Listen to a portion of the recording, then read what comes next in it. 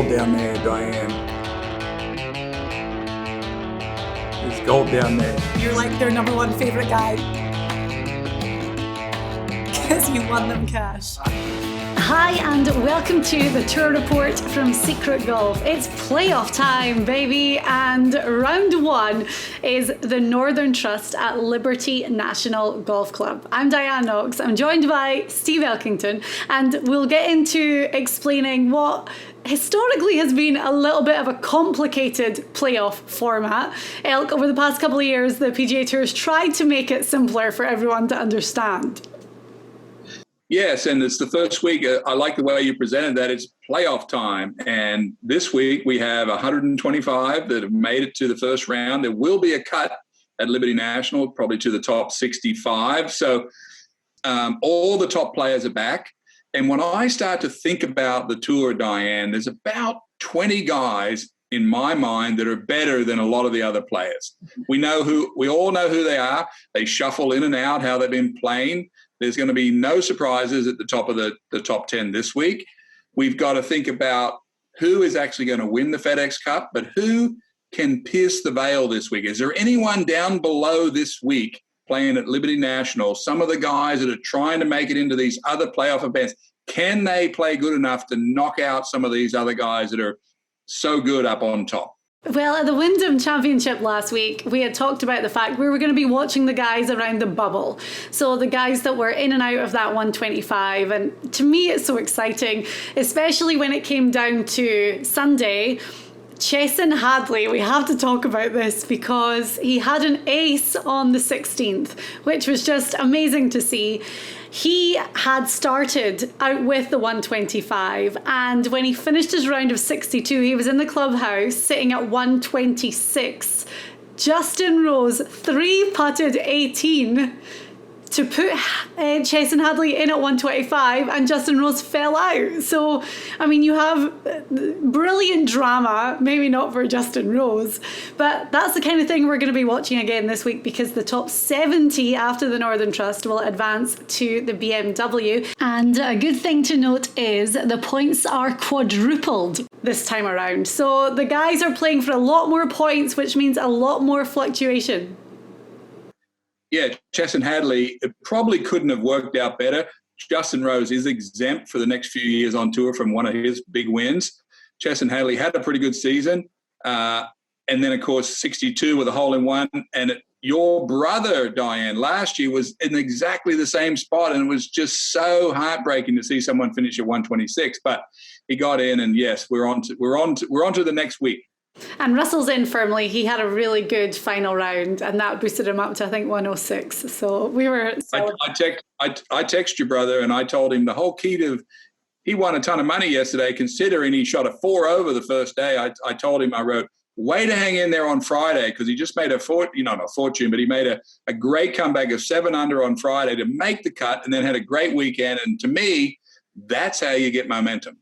Elk, you know this better than anyone, but the stress that we feel as family members watching, all he had to do was par 18, and we were like, par on 18, he'll make the cut. Tee shot way off to the left, had to lay up on the par 4, stuck it to 5 feet, and we were like, make the putt, make the putt. My gosh.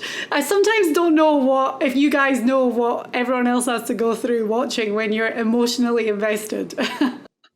I do now, because I'm not there. I'm not in it now, and I follow my son in college, and it's nerve-wracking. It's harder not being there physically on the course and watching TV and following on your phone. Anyway, we digress, because, well, we better touch on the fact we had a 6-man playoff to end the Wyndham Championship, and it was Kevin Kisner that came out victorious, who was one of our picks. He was our number 5 pick in our top 10, so we were really happy about that one. Yes, and we talked about what kind of course it was at Greensboro and who did it suit. You know, Webb Simpson it suited. He's got a great record there. Kevin Kisner, medium-length hitters of the ball. Adam Scott was really the only super long hitter, and he had a chance to win it and missed a 4-footer. That had to be very disheartening for him. Although he moves on now, Diane, and he comes to a course where he's won before on Liberty National and finished in the top 5. So there's all sorts of things for us to untangle. But yes, this is a different test this week. If you listen to anyone that's been there, and you've been to this course a couple of years ago, very narrow off the tee. Tom Kite designed this course, very small greens and undulating bent grass. So it's going to be no surprise what we're looking at this week, Diane. We're looking for the best strikers on the tour off the tee and the best strikers as far as hitting greens and reg. As a recreational golfer, sometimes you visit these courses and you can see the overlay of them and you think, oh my gosh, I would love to play here. Liberty National was a course that I saw and I thought, there's no way in the world I would ever want to play this course because it looks very intimidating, very difficult, tiny greens, way below average on the PGA Tour. And actually two of the holes, the 9th and the 15th, are two of the toughest holes that the guys play all year. So as you said perfectly, Elk, we have a lot to untangle this week. First round of the FedExCup playoffs, it's the Northern Trust, and we will bring you all of our picks in our tour report. Compete against your friends on PGA Tour events. Win cash and bragging rights. Test your golf knowledge. Experience the success and failure of PGA Tour players. SG Tour app is an engaging golf experience designed by professional golfers that created a variety of games, including single and multi-day games, as well as tournament-long contests. It's really simple. Join or create a game, pick 4 players, and win cash. You can even immerse yourself in interactive features, including course strategy, putt predictor, and daily content exclusively from PGA Tour players. The word is out and golf fans are catching on. So don't miss out. Download the SG Tour app now. Hi and welcome to the Tour Report from Secret Golf. This week it's playoff time, the Northern Trust at Liberty National. Now Elk, you can see behind me that the course is spectacular. The Statue of Liberty is right there. You can see the whole New York skyline. You can take the little ferry back and forth. Did you always enjoy coming to this course? I have never been there, Diane. That was after my time. I watched it keenly. The President's Cup, of course, was there. And that also has a lot to play into this event. It's going to be very difficult for young guys coming to Liberty National with no experience on this course. When you consider there's been 3 events played here, a lot of the top guys that we're going to talk about have experience. They played a President's Cup there. Adam Scott, we already said, have won this tournament, finished 5th, played a President's Cup. Going to be very difficult for young guys to push through and knock out some of these guys that have a lot of experience, particularly the ones that are so good, so in form. Mm-hmm. As you say, last time we were here was 2019 and Patrick Reed was the champion. We're going to be looking at the President's Cup when it was here in 2017 as well. And also, I know we're in the FedExCup playoffs, but we're also still talking Ryder Cup points. And the guys have this week and next week to really make their moves. That's when the points cut-off will end. But then also to really impress the captains to try and get a pick. Yes, and I don't have a dog in this fight, as you know, being Australian. But the American Ryder Cup team is looking so strong on paper currently. A lot of their top players are playing well. The Europeans have a couple of their really gun players that didn't qualify for this event. So they're going to miss out on these triple points. And Patrick Harrington is left with a sort of a mismatch of ideas of how he's going to put together this team. I'm not saying the Europeans won't win because they always come together. And it looks like Ian Poulter, a guy that you've been keeping your close eye on, will make the team. And he is, as I talked about it, he is the heartbeat of the European team. Would be surprised to see him keep doing what he's been doing, Diane. But yes, so there's a lot at stake. FedExCup trying to get into the top 70, Ryder Cup on both teams. We've got, all sorts of things to unpack.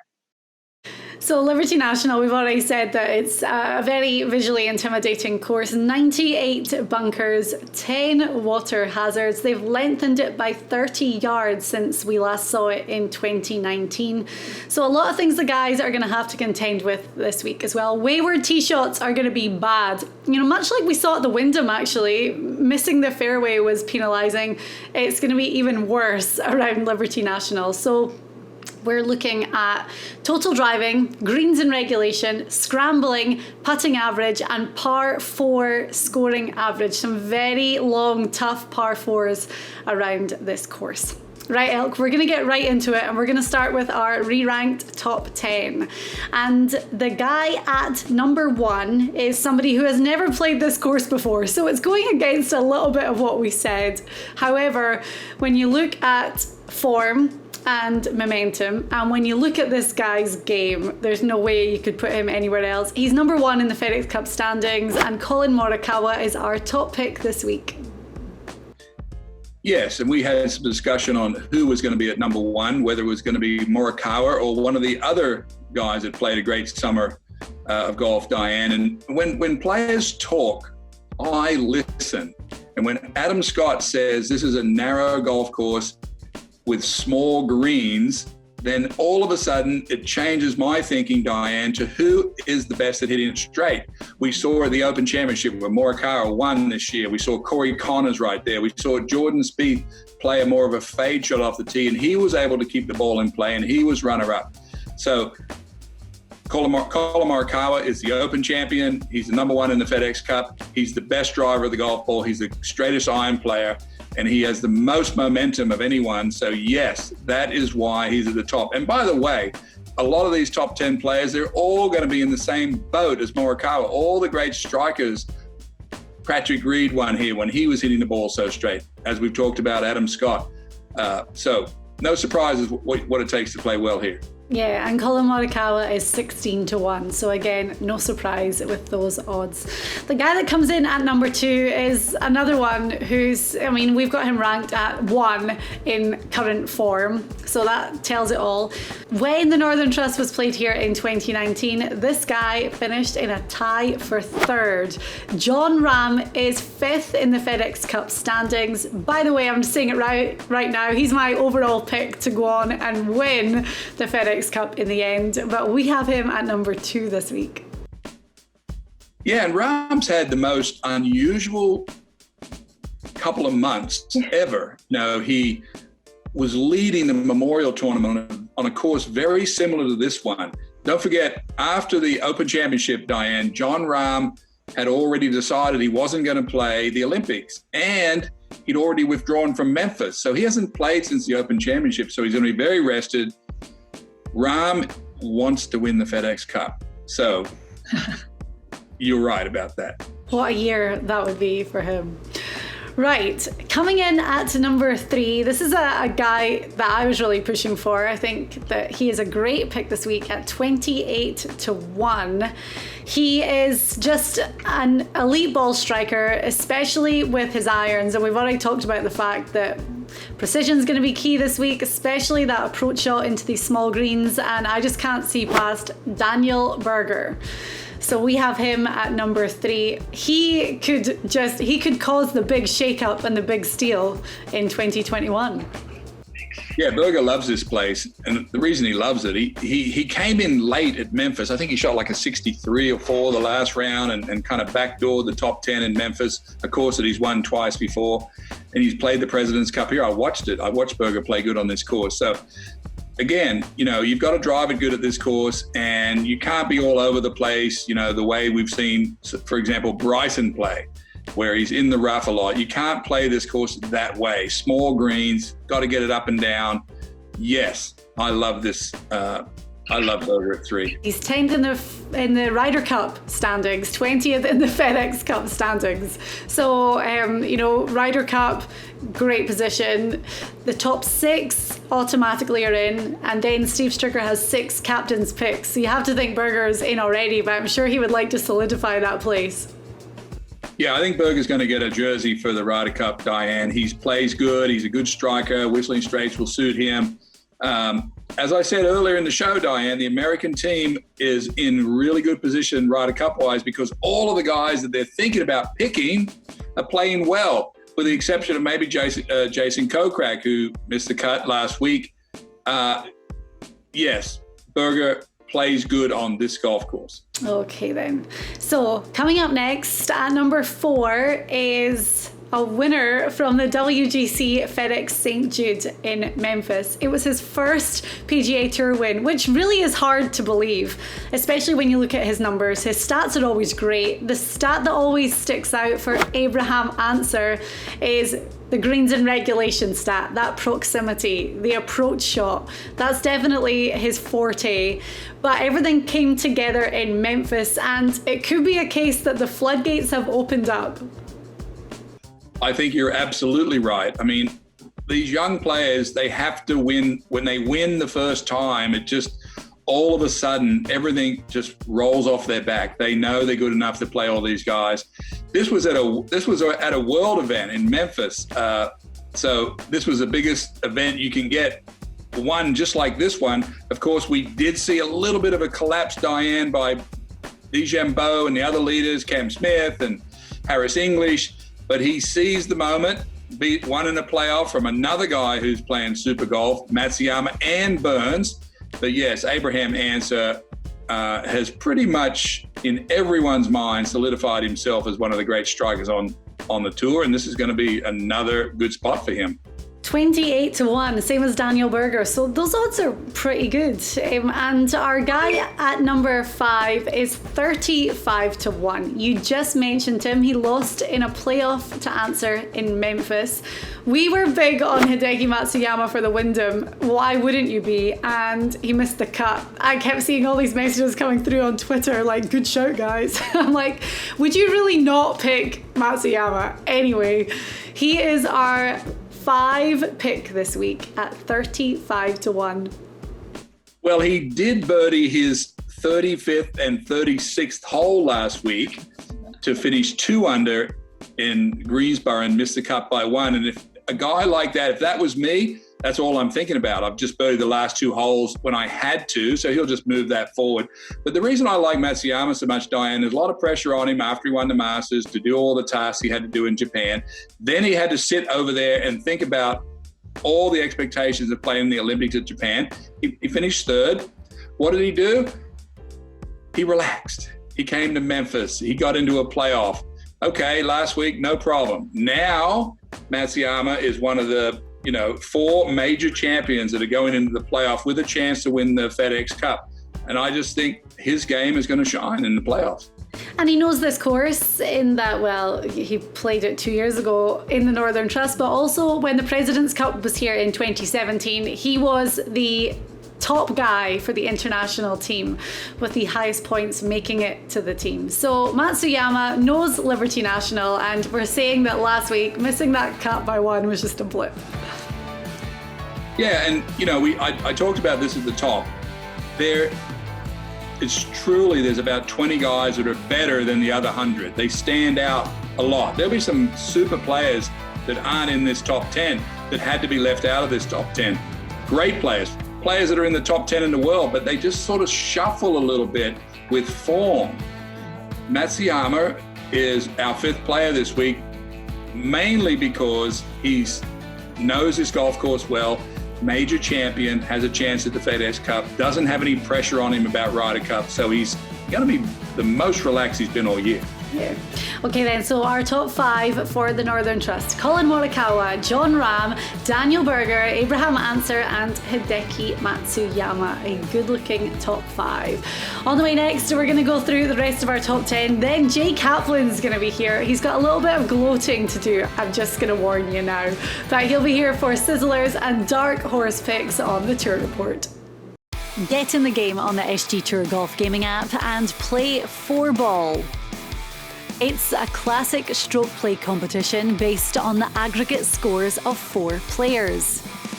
Who makes your team? Well, pick 4 guys, 1 from each tier based on the current world golf rankings. Want a tip? You need 4 guys to make the cut. Get in the game on the SG Tour Golf Gaming app, available on iOS in the App Store. It's FedEx Cup playoff time, and the top 125 are off to Liberty National in New Jersey, looking on to New York for the Northern Trust. I'm Diane Knox. Steve Elkington is here. We're counting down our top 10, and we're on to number 6 in our picks. Elk, very quickly, I just want to talk about the money that these guys are playing for. Because the guys that finished in the top 10 in the FedEx Cup standings all got a massive bonus. Colin Morikawa being at number 1, a $2 million bonus. Then we know that the FedEx Cup points are quadrupled. And then at the end, I mean, the guys are playing for just a ridiculous amount of money. So we talk about the fact that, you know, we're looking at really an elite section of guys. And the guys that can get into that top 10 when the Tour Championship rolls around, they have to be seeing the dollar signs as motivation. There's no doubt. I wish it was me, Diane, although I thought I was playing for a lot of money. And to put things into perspective, when you think about Jack Nicklaus, who won 18 major championships and 78 regular tour events, only won $5 million for his total career. So, yes, they're going to win more money in the playoffs than Jack Nicklaus did for his entire career. 15 million to the winner. It's like fake money. I just don't know how. I mean, I'll never even have to think about that in my lifetime. I won $15 million official money for 28 years on tour. Oh man, it's nuts. Right, anyway, coming in at number 6 is the guy who's at number 10 in the FedEx Cup standings. So he got a nice little bonus. Sam Burns just lost in a playoff to Abraham Answer at the WGC. He got his debut win on tour this year at the Valspar, and he's in a great position as we get into playoff time. Yeah, he missed a little putt in the playoff to let Abraham Answer win that tournament, Diane. But Burns is a sort of a rookie almost, and this will be the first time he's seen this course. But he sort of fits the mold of a true power player. You know, he's not like Dustin Johnson power. He's not like Brooks Koepka. This guy, very organized player for his age. Terrific swing. I watched him in the playoff at Memphis just take driver right across the water without any stress at all. Burns is going to be a force. He sort of reminds me in a certain sense, Diane, of a little bit like a young Greg Norman. When he gets going, he just smashes it, and he's just full of confidence, and Burns is absolutely a player to watch. Yeah, we're looking at his stats. He's 8th in putting average, 13th in par 4 scoring average. You talk about him being a long hitter. The par 4s are lengthy around Liberty National, so that's definitely going to help him out this week. So we have Sam Burns at number 6. At number 7, it is our Olympic gold medalist, Xander Schauffele. Obviously, coming back from Tokyo and then playing the WGC, he finished 46th. It had to be exhausting. It had to be a crazy time for him to win the gold in Japan. He got to have breakfast with his grandparents who lived there. Then he had to fly all the way back. There's all the attention. So hopefully things have kind of leveled out a little bit for him now. Yeah, he should be fine now. And I talked about it in the show, and that's why we faded Xander at Memphis, because I know what it's like to travel. I know what it's like to get all that hype. I haven't won a gold medal, of course, but I've won enough tournaments to know that your fatigue level is so unreal when you come off that high and playing in Memphis in the heat. And honestly, I'm not surprised with 46th place in Memphis. However, he will now be rested, settled down. Now he will turn his attention to the Ryder Cup, FedEx Cup. He's got a shot at winning the FedEx Cup, no doubt, and he's going to be on the Ryder Cup team. So now he has to start thinking about what has to put together now on a run through the playoffs and into the Ryder Cup. Yep, 13th in FedEx Cup standings right now as well, so a prime position. We should note as well, out of the 125, the only guy that's not playing this week is Louis Oosthuizen, who's sitting at number 8 in the FedEx Cup standing. He withdrew from the Wyndham after having problems with his neck, so he's obviously taken this week. Hopefully things are all right and we'll see him in action for the BMW next week. Right, so coming in at our number 8 this week is Brooks Koepka. Now, you always have to pay attention to this guy when it comes to an elevated event, and well, the playoffs are the time. He's had a good bunch of top 10 finishes. I ranked him really high for the WGC in Memphis, and it was disappointing. Terrible final round, ended up finishing 54th, way down the bottom in this limited field no cut event, but had some time at home and he's back, and that fire has to be burning for Koepka, who's sitting at 15 in the standings. It's all about focus for Koepka. He's been distracted all summer with this thing with Bryson back and forth, and it's all been a bit of a, hit and giggle for him. And he played good at the US Open. Yes, he almost played good at the Open, but it's always about focus with him. And, drives the ball great.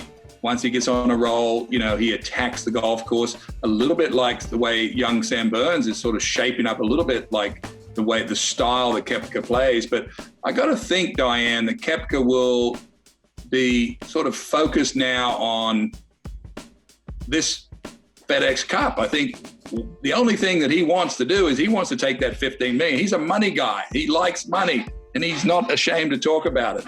And of course, he's going to be tuning up for the Ryder Cup, but he knows his golf course, and he has to be positioned perfectly, for this event where he is. But again, Diane, it's attitude about Koepka.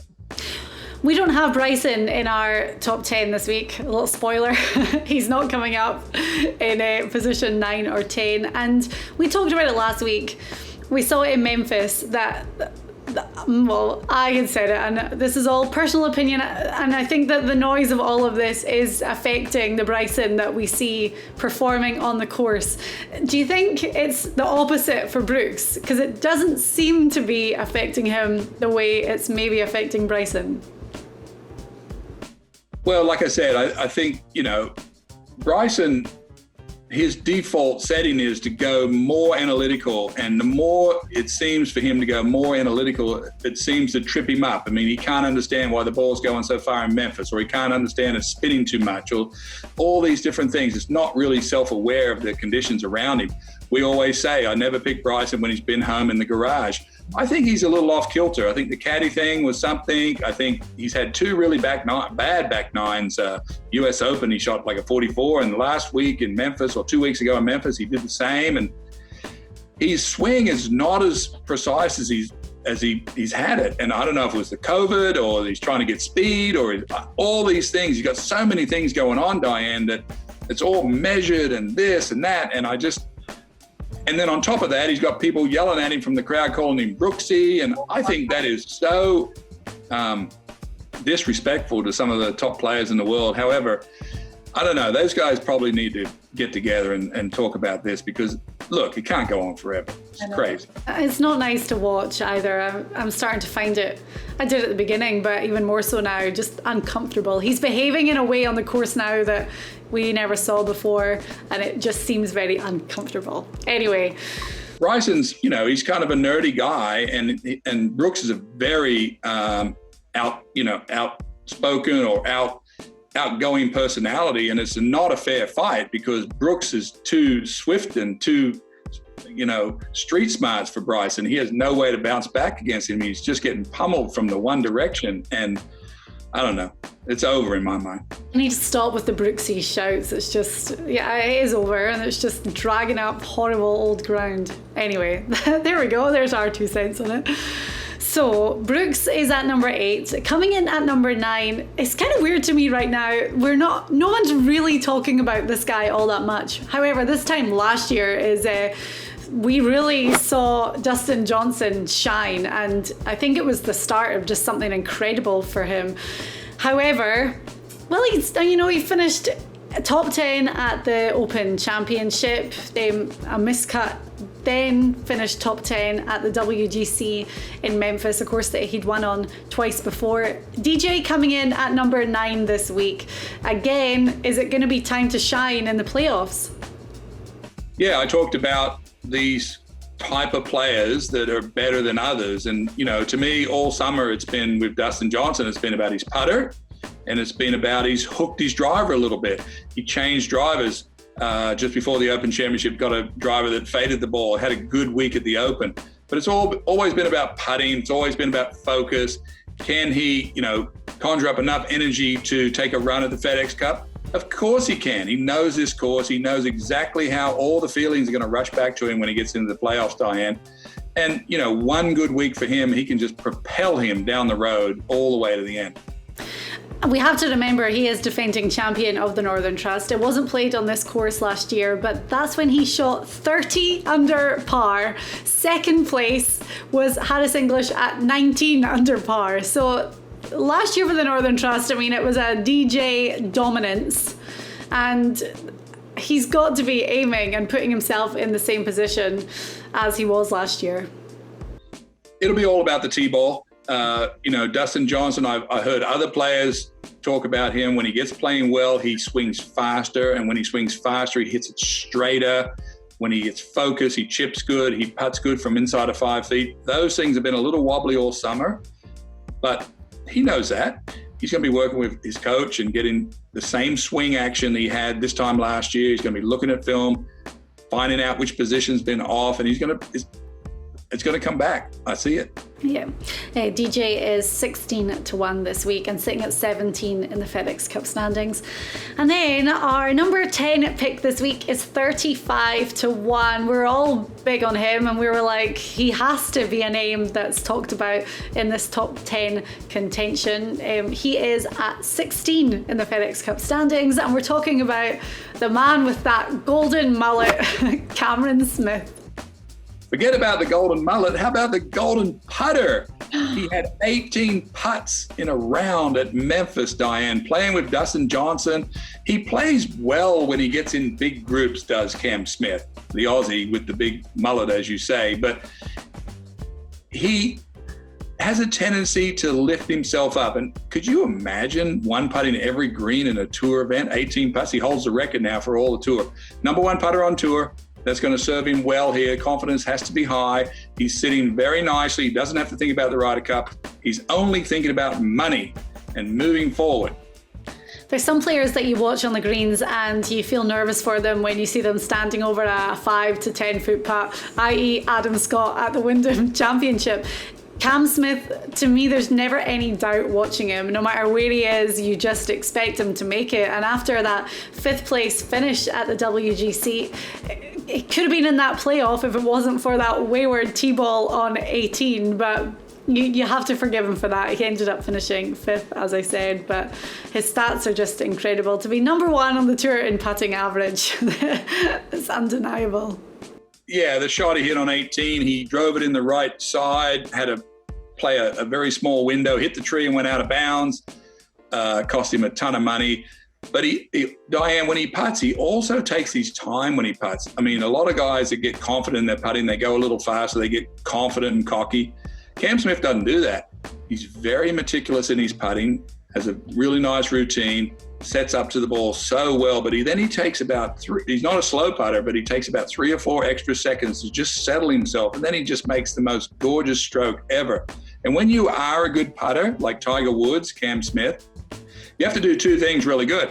You have to read the putt first. That's number 1. A lot of guys can't read it, because if you read it well, that's the whole key, because then you can aim it on that read line. Then you have to get the speed right on that break line. He does those perfectly. The only guy that I've seen that, there's only one guy that does it with more pizzazz than him, and that's Tiger. Yeah, okay. So our full top 10 for the Northern Trust this week: Colin Morikawa at number 1, John Rahm, Daniel Berger, Abraham Ancer, Hideki Matsuyama, Sam Burns, Xander Schauffele, Brooks Koepka, Dustin Johnson and Cameron Smith. Right, Elk, thank you very much. It's always, it's such a funny time of year for it to be playoff time. We know that we have 3 rounds of this and then the 2022 season gets straight underway. But what are you most excited about seeing this week?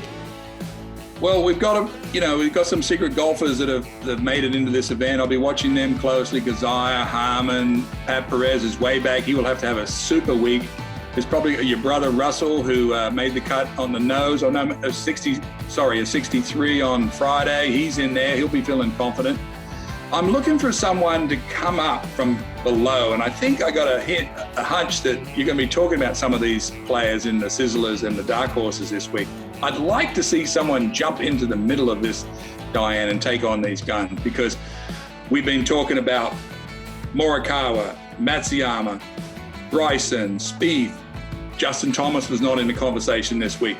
We've got some new guys now starting to emerge. Harris English is coming up, Abraham Answer. These are some new names that we're starting to watch closely. So it's going to be exciting, Diane. And it really shakes it up, because with the quadruple points, the winner is going to be awarded 2,000 FedExCup points. And jumping ahead to the Tour Championship, the guys start on staggered scoring, with the number one in the standings starting at 10 under par, and then it works down that way. So you've got to use this week and next week, if your number is good, to get as many points as possible and really help with that starting position for the Tour Championship. Yeah, and this is the only FedExCup playoff event that has a cut. So the scoring on this course, 16 for Adam Scott, 11 for Reed. So we're talking 2 or 3 under a day. It's not going to be super low. That's because, as you've noted, small greens, tighter fairways, fast, small greens to putt on, undulating, got to get the ball up and down. So it's going to be who's hitting the ball best. It's not going to be anyone all over the place. So we've stacked our top 10 with the best ball strikers that we know of that are in form. So there's no great surprises in the top 10 this week.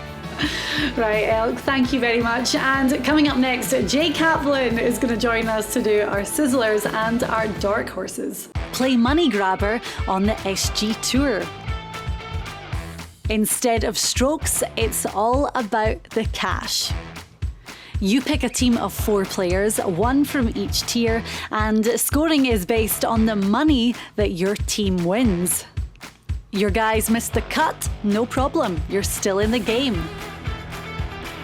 The SG Tour Golf Gaming app, available on iOS in the App Store. Well, we are on to the Sizzlers this week for the Northern Trust, and we say goodbye to Steve Elkington and hello to Jay Kaplan. It's like he's had one good week with his dark horse picks, and we're giving you more exposure on the show. One good week. I think I've earned my way up. It's like I earned my way into the playoffs, and you're bringing in one of the hottest prognosticators in the land. So great to be here, Diane. We say he earned his spot because Jay had picked Roger Sloan as his dark horse at 100-1. Sloaney was out with the 125 entering the week, and after his runner-up finish, losing in a playoff to Kevin Kisner, he's now up to 92nd. Jay, that is a result and a half. If I keep picking him every week, he's bound to do something. Well, that's a precursor for what's to come a little bit later on. and that's right.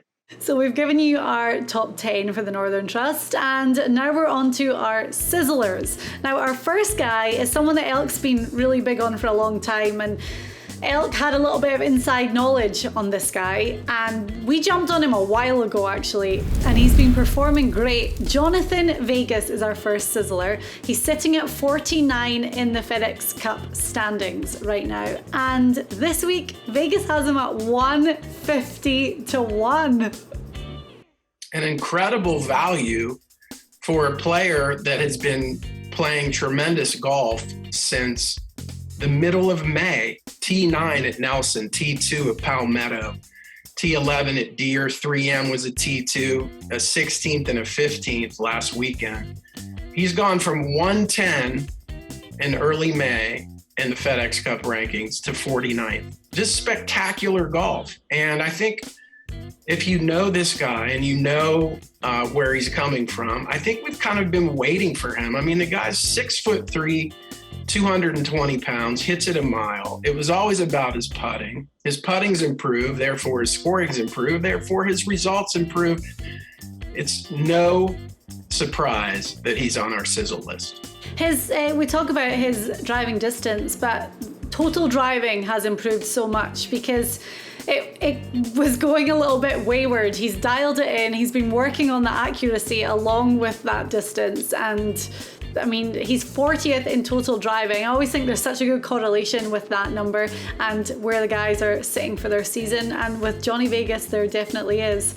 So at 150 to 1, he is a fantastic pick for somebody who, with these quadruple points, can make such a charge in these playoffs. You know he wants to hit that top 30. I mean, I think his goal has to be making it to Atlanta, just like most of these guys. But this guy in particular has to feel really good about his upward trajectory. And 40th in total driving, you already mentioned that, but 35th in green and regulation, 28th, which leads to 28th in par 4 scoring average. This guy is playing out of his mind. It's his best year in his career. No surprise. The only surprise is those Vegas odds. That is strange. And last week at Sedgefield Country Club, we had said that distance wasn't going to be premium, and it turned out not to be, especially when you see Kevin Kisner as the winner. But this is one of those courses where it is going to be premium, along with accuracy. So hopefully Vegas can thread it all together with his exceptional putting, and it would be brilliant to see him make a jump up into that top 30. Right, our next sizzler is within the top 30 right now, but we talk about the fact that with the quadruple points, there's a lot of volatility in these playoff rounds. I don't think it's going to be an issue for Corey Connors, especially when you look at that total driving number, and he's at 10 right now on the PGA Tour. Yeah, this is the next guy that's going to win a major over the next 3 years. I think everybody knows that. If you look at how consistent he's been all season long, he's been in the 30s. He's 27 right now on the FedEx list. He's not playing tremendous golf right now. He's actually cooled off a little bit from April and into May and June.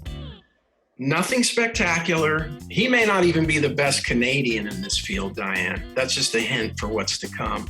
But his numbers do line up. 10th in total driving, 14th green in regulation, 28th par 4 scoring average. His putting's dropped off a little bit. He's around the 60 mark. Not great. If he sinks putts, he's going to be there. But Elk really talked highly about Corey Connors over the last 2 months. I haven't seen as much as I'd like to see out of this guy. Obviously, he's a guy who could win any weekend. I don't think this will be the weekend. There's something going on with his game. He's at the bottom of the top 30. I feel like Johnny Vegas is on the come up. This guy is in danger of getting out of that top 30, so he needs a good week here. Okay, 50 to 1 for Corey Connors. And our third sizzler is someone that I was pushing for this week, only because last week there were so many positives at the Wyndham. They ended with a big negative, like a 4-foot negative, where he missed a putt on the first playoff hole to win the Wyndham Championship. But nonetheless, Adam Scott is a sizzler this week. And Jay, let me give you some reasons why. Please.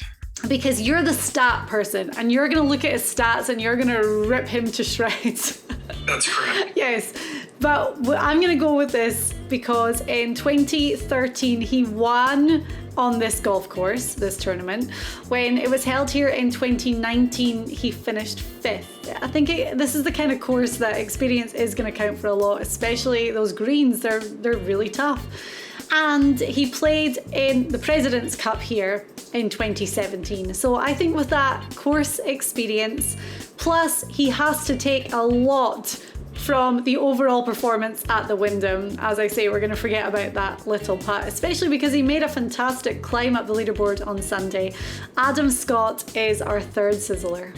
He did make a fantastic climb. It actually started Saturday. He shot a 64 and finished with a 65. And I don't know, is it surprising he missed a 4-footer? Not really. Putting's always been his Achilles.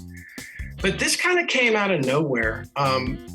He hasn't shown any progression since Travelers. That was in June, T13. We know this guy at any time can show up at the top of a leaderboard. I don't think this is going to be it this week. You're right. His numbers definitely are borderline terrible. 132 total driving, 122 green and red. Scrambling if he misses the green, 199 and 132 in par 4 scoring. The only thing that's saving him is his putting average. And of course, we saw what happened at the end yesterday. But if anybody can shake that off and show up ready to go on a course that seems to fit his eye, it's definitely Adam Scott. It won't surprise me. I'm just not expecting it. I kind of feel like we've got two sizzlers this week, Corey Connors and Adam Scott. I'm questioning whether they should be there. You're backing them.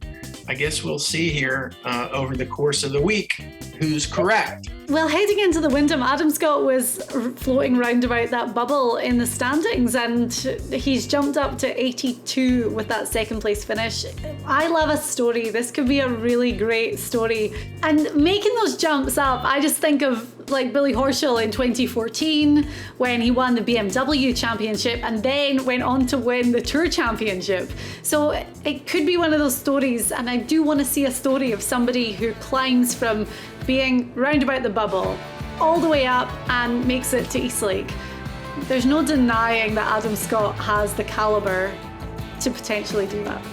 Yeah, he definitely has experience on his side, but it's not going to happen. His numbers don't warrant it. You can look for a story all you want, but I'm going to crunch the numbers and I'm going to stay true. His line across here is red and orange, and in our world, those are terrible colors.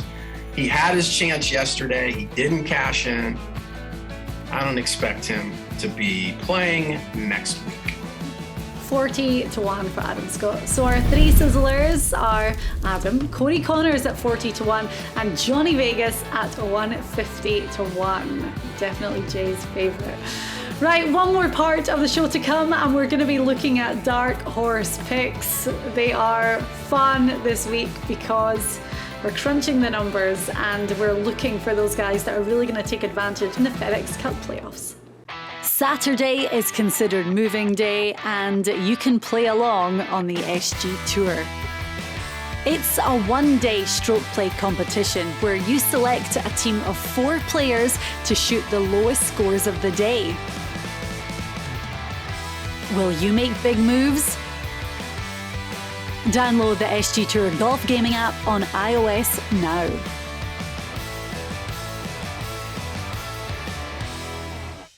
On to the final part of the Tour Report for the Northern Trust this week at Liberty National. You can see the statue herself in the background. Jay's got a lovely zoomed in version. Jay Kaplan here to go through the dark horse picks. Now, sir, I'm going to give you starting honours this week because your pick of Roger Sloan for the Wyndham made it all the way to a playoff. I thought he was going to do it, and we had him at 100 to 1 last week.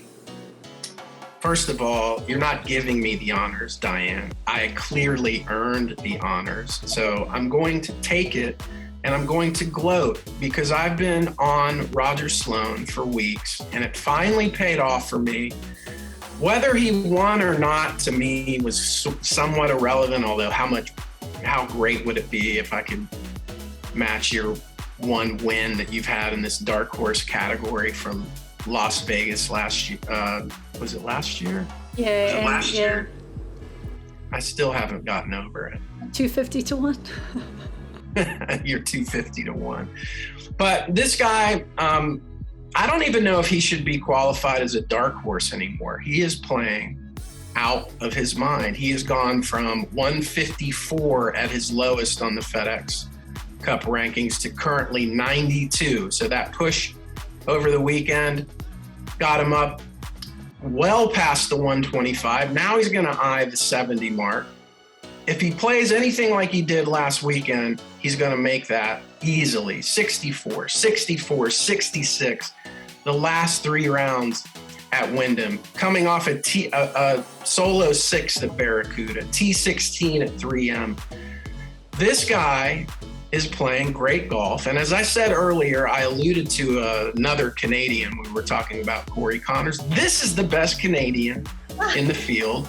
And I wasn't going to take him as a dark horse, but the odds are offensive. Vegas, what are you doing? You're sleeping on Roger Sloan. He's coming in at 150 to 1. I don't understand it. If you're really paying attention, I'm offended. I bet he's offended. You've offended his family. You've offended his country. Now you've motivated him even more. My first dark horse pick, who shouldn't be a dark horse, is the one and only Canadian superstar, Roger Sloan. Why aren't you shouting at me? Because I'm so upset by this. Okay, I agree with you. I can't believe that he's 150 to 1 after not just his performance at the Wyndham, but over the past couple of weeks. So, Roger Sloan, well done, Jay. He's like the new age Hank Lebioda. He is, sure. My dark horse pick is 125 to 1. Equally surprised at this. Well, surprised and not surprised, but we really talked about this guy as a sizzler. And when we saw his odds, I was like, I'm taking him as a dark horse pick before this conversation goes any further. He's had 4 top 10s this season. Of late, there's been nothing great. The Open Championship, he finished in a tie for 12th, so that's pretty good. But I'm taking a leaf out of your book and I'm looking at numbers for him. And he is first in par 4 scoring average, which is going to be vital this week. And greens in regulation on the PGA Tour, he is 4th. So those small greens, that's going to be key. He is an elite iron player for sure. And Emiliano Grillo, I'm just surprised that he hasn't had a win this year. It is just putting those 4 rounds together, as cliched as that sounds. But he's played this course before in 2017 when he was on the President's Cup team representing Argentina. So Emiliano Grillo has some knowledge of the course, and I think at 125 to 1, he's a good dark horse pick this week. I like this pick. I like him. I've liked him all year. I've gone to him a few times. Par 4 scoring average first. Yeah. 4th in green in regulation, 19 in driving. What is there not to like? He's a Great dart pick. thrower, darts. Great pick. Yeah, thanks. I just want to go back very quickly. My dark horse pick last week of Rory Sabatini, I thought he was going to do it. Yeah, you know what? I didn't mean to overlook your pick. I mean, clearly I overshadowed it with my brilliance. But you not only picked him in the Olympics and he finished with a silver, but then you back it up and you pick him as a dark horse and he finishes 3rd or 4th, and he was there all weekend. He's playing well. He's still unlikable. Nobody likes the dude, but I will say this. The 125, so I can't The think. guy is playing out of his mind. Well done. Thank you. Elk said that I was the only, we have a texting group. Elk was like, you're the only person in the world who's rooting for Rory Sabatini this week. We digress. Diane, I've got another one that I'm looking at. I'm like, is this a typo? It's also, he's another guy, 150 to 1. He enters this week ranked 46th on the FedExCup ranking list. He has been very consistent. Ever since he turned the corner in the summertime, after the Masters, he went to RBC, finished 4th, and then something happened. Miscut. Then he has figured something out. This guy has finished T18 at Barracuda, so he's had a little bit of time off to relax. That followed that T16 at 3M and John Deere at T18. So he's been top 20 his last 3 events. He's playing well. He's got a second place solo this year from Pebble Beach. He played pretty well out west. He's got that flashy name that really gets me going. I look at his name on the list and I'm like, how do I not want this guy as a part of my dark horse team? Of course I want him. His numbers are good. 45th in par 4 scoring average, putting average 39, scrambling 37. So if he does go wayward this week off the tee, he usually can figure it out. My second dark horse pick is Maverick McNeely. Sorry, I've just taken a photo of my dog because he looks so incredibly cute right now. Oh. Okay. Well, don't sweat me. I mean, I'm only doing a show here. I listened to every word you were saying, though. Maverick, I again am shocked at the odds of 150-1, but it's only because it's playoff time. We have such an elite field, and as Elk was saying, there's 20 guys that most people are really looking at when it comes to this time of the year. So Maverick McNeely could be a jumper, because looking at his there's solid form in the run up to playoffs, and I guess this is the time of year that you want to peak. Yeah, and he's been very consistent. Maverick McNeely comes in 54 on the FedExCup ranking. So he's in that zone that he knows he's got to play well. So I feel like he's going to be motivated. He's been playing consistent golf. He's finishing top 20. He's going to keep his spot in the top 70 this week. I think we're going to see good things. I like it. So our 3 dark horse picks are Roger Sloan at 150-1, Emiliano Grillo at 125-1, and Maverick McNeely at 150-1 as well. Right, Jay, thank you very much. And also don't forget, the SG Tour Golf Gaming app is up and running for the playoffs. Now you can get involved. You can play in one of our $10 games. There's loads of public games for $10, $25. You can create a private game and go up against your friends, but you pick 4 guys in your 4-ball team, 1 from each tier, and then over the course of the tournament, we'll follow along and see who wins the cash at the end. So download the app if you haven't done so already. It's in the App Store on all iOS devices, the SG Tour. And well, thank you from us. We'll be back next week for round 2 of the playoffs in the BMW.